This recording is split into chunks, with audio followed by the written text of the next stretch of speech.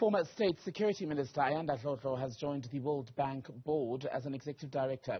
She'll be responsible for the interests of 25 African member states. The former minister is joining us live tonight from Washington, D.C. to talk about the new role. A very good evening to you, Ms. Dlodlo, and welcome to the program. I touched on it slightly, but perhaps you can expand for us on the mandate, the scope of your work at the World Bank and how this posting came about.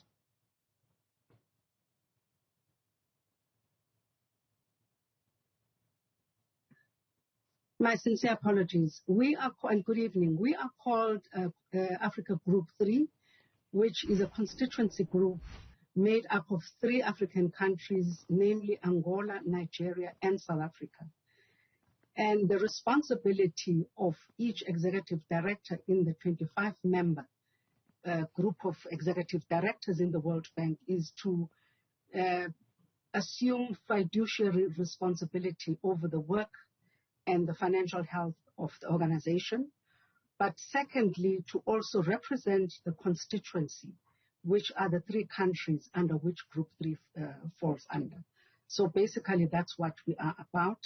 Working in at the present moment, I'm appointed as an alternate executive director. The executive director position is held by an Angolan national who works for the interests of the 3 countries that I have mentioned. My responsibility is, in the absence of the alternate executive director, I will be representing him in all of that which he cannot attend or any other work that he would have delegated for me to do on his behalf. That will then go on until he rotates off the executive director chair, at which I will then take over as the executive director for Africa Group 3, responsible for the constituencies that I have mentioned, Angola, Nigeria, and South Africa. And how much influence will you have at an institution as large as the World Bank, especially in the context of the conversation about how the World Bank needs to reform, especially where the developing world, such as South Africa, is concerned? You must understand the structure of the board itself. What we have is a board of governance. And you then have the executive directors who really are executive in the way that they do things, and they are responsible for the appointment, for instance, of the president of the World Bank Group and such like matters. We have within the World Group a few other institutions under the group, a few other institutions quite apart from the bank. You have your International Finance Corporation. You have a few others basically, whose responsibility really spans across and deals with the mission of ending poverty and also the promotion of shared prosperity in a sustained way across the globe.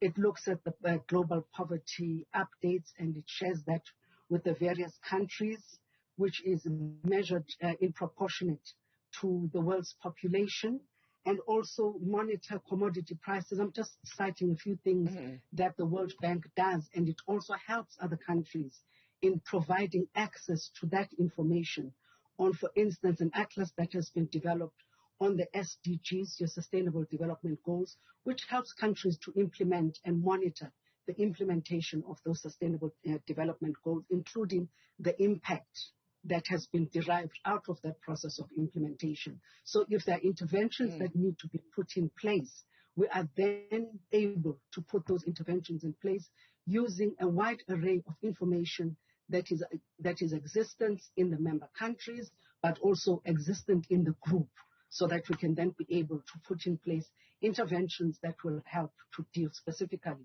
with the problems that would be raised in the Atlas. And having served in public office as long as you did and going into the World Bank now, as you head into that building, what is top of mind for you as far as what should be done first in terms of development and indeed reform? Well, you can talk development for all you care, but if you do not have proper institutions in place to drive that development, including proper systems, proper skilled personnel, and also monitoring and evaluation systems, you might as well kiss development goodbye. So one of the things that I had started looking at before I left the public service as minister I had looked at the issue that is forever raised in all of our documents, which is building the capacity of the state, an ethical and developmental state. So I'm looking, it's one of the things that I would want to drive to ensure that South Africa gets as much information as possible, including Nigeria and Angola, for them to be able to look at issues of, one, the future world of work for public services, and also looking at healthcare and other critical healthcare services in the public service to ensure that as we talk human capital development, the other components that actually give rise to that actually happening are in place. Like, for instance, you cannot talk about human capital development if you do not address the healthcare issues in your country, nutrition in your country, your education system in your country. So there's quite a number of issues that would need to be looking at. And also, the bank itself does provide advice to developing countries on quite a number of areas, which would also include the one that I'm talking about, which is human capital development. And I'm sure you've heard this come up in your discussions about your move to the World Bank, the unrest in July and some of the blame that was apportioned to you as State Security Minister at the time. Right or wrong, you've made a presentation, of course, to the Human Rights Commission's hearings on the issue about what you were, as a department, were able to provide to the police. But would you have taken up this posting had the events of July and you being moved from State Security to another department, had that not happened? Well, I started really looking outside the South African public service and started looking at the global level public service for greater exposure, but also for me to be able to put my 2 cents worth in global development around issues of public service, around issues of social development, economic development, and the likes. So it had absolutely nothing to do with what happened in July. And I must say that when you talk about what happened in July, and I've spoken at length about issues of leadership, leadership is not just leadership at the level of politics, because everything starts happening at the lowest level of an organization. So that leadership at that level is also critical to ensuring that everything that is done, the policies that are placed, which are the responsibility of the politician. So if there are other failures, truly and honestly speaking, blame should be apportioned at the level of implementation and at the level at which information is supposed to come from. It is really not the responsibility of a particular level of government more than it is a whole of government responsibility. So you can't blame Ayandla for whatever failures that happened in June, but the whole system needs to be rejigged, modernized, and also made relevant, because it is not an issue of whether or not the police should have acted better, so-and-so should have acted better. We need to look at the economic inadequacies. The fact that South Africa is the one country that has the highest levels of inequality, the highest levels of unemployment, that in itself is a time bomb. So you can't apportion blame on one side of issues, which would be a security cluster, when you should be having a holistic approach to growth and development in your country.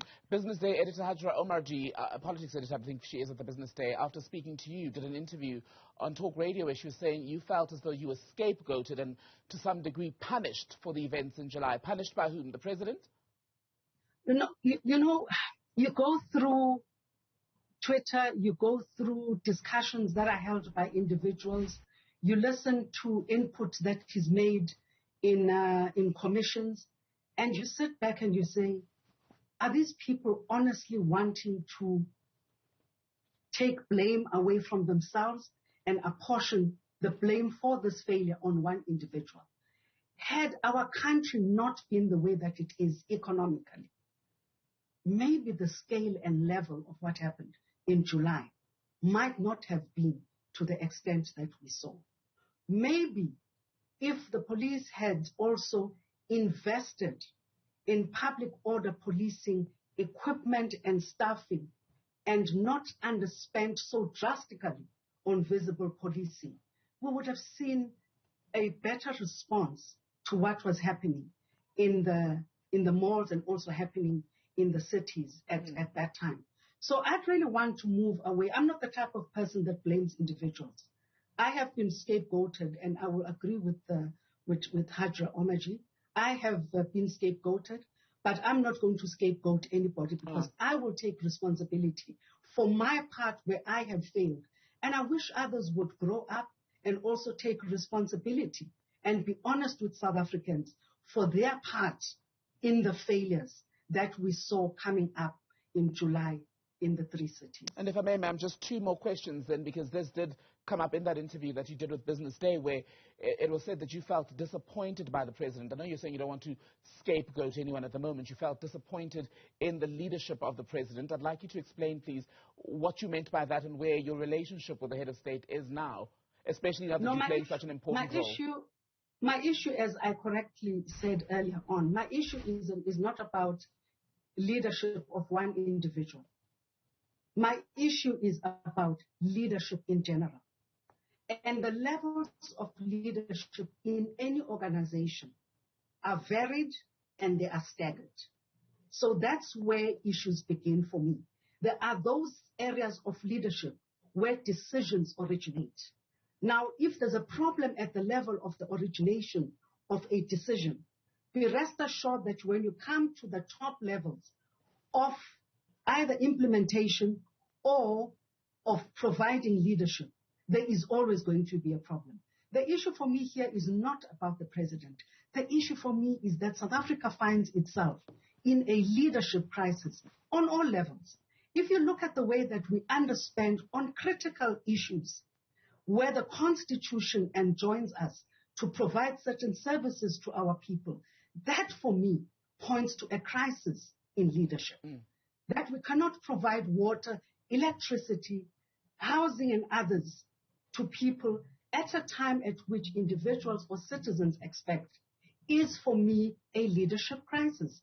And the sooner we accept our own inadequacies and weaknesses, the better it would be for us, because then we would start to put intervention measures in place to ensure that we employ the right, correctly skilled individuals, but also provide them with the necessary support that is required for them to reach their peak in terms of performance. Would you come back to serve in cabinet at a different time?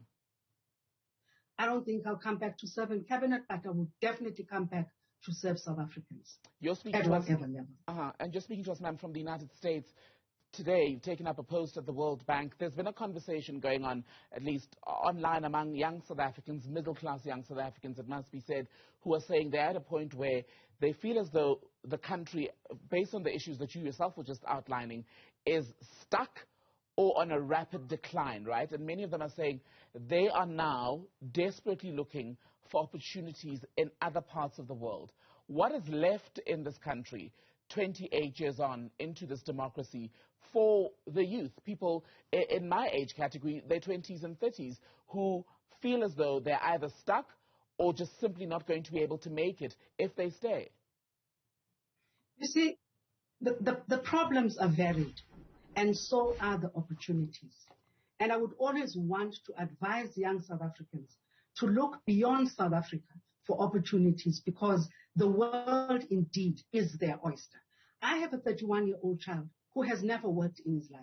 For any parent, that's one of the most painful things you have to endure as a parent.